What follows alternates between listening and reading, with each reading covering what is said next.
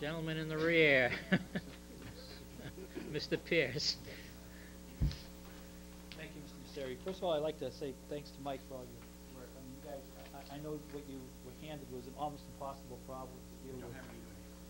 Well, and I know that we actually kind of knew that we were hoping to come up with something, but really, there's a number of things.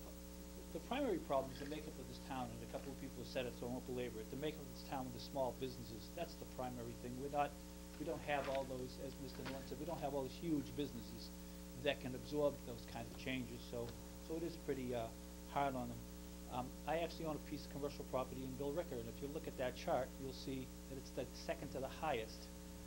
And what it did to the properties, commercial properties surrounding, devalued them so badly that most of them on the market between 3 and 5 years, nobody buys them. And if that happens in North Reading to the properties, you'll not only be back to square one as far as the number of dollars from your commercial endeavors, but you'll be probably below that, and the burden will just automatically shift back to the residential. So there's not really a win there. There needs to be a two-phase plan. You know, the first phase being long-term wastewater, and the other phase being short-term, where we look at how we can take care of our immediate needs.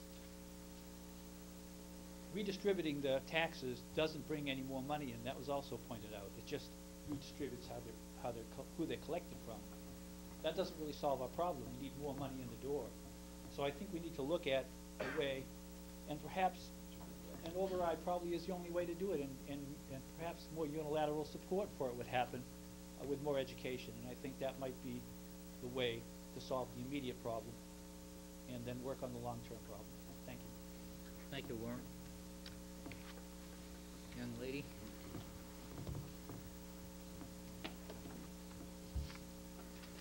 Good evening. Julie Thurlow. I'm president of Reading Cooperative Bank. We're down on Park Street. Just a couple of points. First of all, values as far as commercial and residential. A lot of things are in flux right now. And I have constituents that are both consumers and commercial businesses. So I'm talking about things from both sides. But I think right now would be not the most timely of situations to take a look at making a change. Right now, commercial values still are stable, whereas residential values are in flux. So to be taking a look at making a change when values are not stabilized is not appropriate.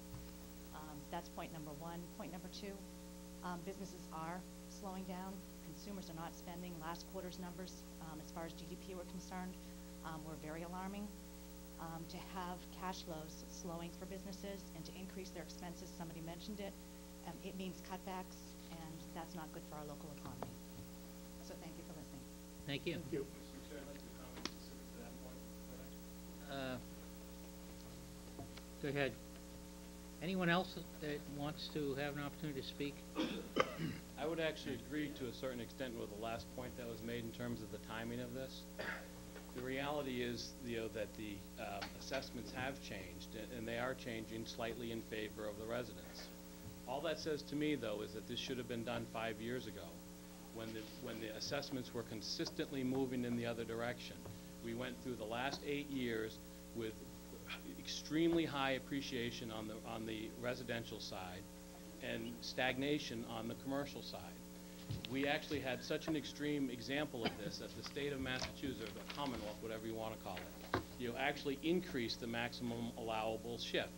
In 2004, the Commonwealth increased the maximum allowable shift from 1.75 to 2, and it did so in reflection of the fact that there were very differential increases that were being allocated to the residents.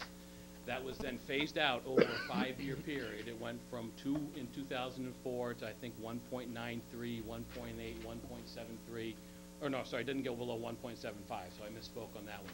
But my point being, this is actually the first year within at least an 8-year cycle when commercial assessments are actually working to the detriment of to the detriment of the business community. And the reality is that there had been a considerable shift that was going on from the business community to the residents over this time period. Now, I didn't see until this evening, the information the assessor distributed, so I don't know necessarily how that actually relates. But I actually looked at, again, on the state DOR website, They talk about the average assessment within North Reading on the commercial industrial properties, what it was in 2000 versus what it was in 2008. And the reality is we've had a very stable commercial tax base during that time period. We had 303 parcels that were commercial and industrial in 2000. We have 306 in 2008. So that is not a dramatic change. The reality is the average tax bill on those parcels over an 8-year period increased by 8%. So it increased 1% per year for 8 years, when at a time when the town was taxing consistently up to its levy limit of 2.5% increase per year. So there has to have been a significant shift away from the businesses to the residents through the effects of the assessments. Is it true that this is not the good time? It probably is, to be honest. We're not faced with a lot of good choices, and that's the reality. With the benefit of hindsight, which is always 20/20, this should have been done during the housing boom in 2004. I actually wonder, to be perfectly honest, I wonder how much support we would have had back in that time as opposed to this time. Part of me thinks it wouldn't necessarily have been very different. I think we would have had the same discussion. I'd also like to point out a point the assessor made earlier this evening. I've heard consistently concerns, and I think legitimate concerns, about the effects this plan has on small businesses. That is all very legitimate. There's a mechanism that the state has in place to deal with that. It's called the commercial exemption that they spoke to you about. I have a hard time reconciling the fact, though, that on one hand the assessor says to us, there are no businesses in this town that meet the criteria for the commercial exemption. And we hear about a whole boatload of small businesses. How can it be both? How can we not have any eligible businesses for the commercial exemption and we have a predominance of small businesses?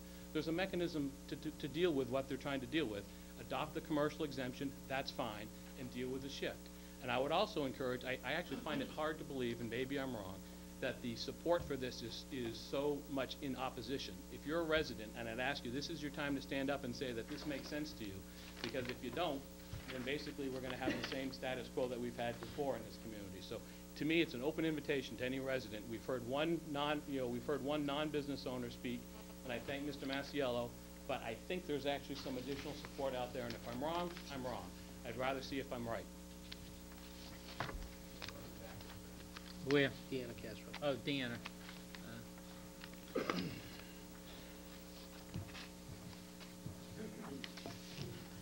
Deanna Castro, 9 Bridleway. Imagine how difficult it is for anyone like myself to stand up in front of you, the people that I do business with every single day. I purchase my gas with Mr. Carucci. I buy all my Hallmark cards at Cars. We eat at the Horseshoe, and I could go on and on. This isn't about us versus you, I hope, because I'm still, no matter what happens tonight, going to go back and do exactly what I did yesterday, because I trust you, you give back, so I give back to you. I have always said that the people who support all the wonderful things we're trying to accomplish in our schools, and you are extremely giving and generous. I shop at your stores because you give to my children, and I will keep doing that. And as residents, we're going to continuously do that. So it's a cycle. We're all trying to do the right thing here, but I have a couple of questions. Over the last year, we go to town meetings, and there are ideas that are presented, and the special interests show up and refuse to compromise. We've all witnessed it in the last couple of years. We talk about the teachers union with the GIC, right? A failure to compromise. The police officers with the flaggers, a failure to compromise. The wastewater, I went to that summer meeting. I'm not going to benefit. I went, I listened, I learned. I will continue to go. Failure to compromise. The people that showed up to that meeting, again, were the ones that said no. And you come to a meeting tonight. Are you going to continually keep asking permission, or are you going to demonstrate leadership? We can always say it's not the right time. It should have been done years ago. Changes should have been made years ago, and we wouldn't be having these difficult decisions tonight. But a question I have is, are you really going to stop being generous? Because you know what? That's a value. And if it's not part of your moral fabric to be generous, and it's just a business thing, then that's really disingenuous. And if you're going to take your business and go somewhere else, except for Middleton, anywhere on this list, you're going to pay more. That doesn't make any sense to me either. I just wonder, for everyone who stood up here and said no, are you going to come back up here and give an idea, a proactive idea that is going to work, that is going to make a difference right now or next year? Because what I keep hearing is that next year, if we do nothing, we have $1 million to $2 million deficit. If this town goes into receivership, then none of these things are going to matter. Where is the upside? Where is it going to end? The fact is, all of these things, wastewater, split tax rate, all of these things should have been done years ago, and yet, my guess is if we showed up to a meeting, we would have found reasons to not do it then either. Where are the answers? What are we going to tell our kids next year? That it's okay? You didn't ask them permission to send them to school 4.5 days last year, but you did it. I'm just asking for a fair opportunity for leaders to show leadership, and for business owners to show leadership, and for residents to not always bear the burden. Why is it okay for us to be in the top 4? It's not okay. And it's not okay that we have a $1 to $2 million deficit with no answers next year. So I just ask, can everyone just please consider giving up a little bit so that we can move forward? Thank you. Thank you.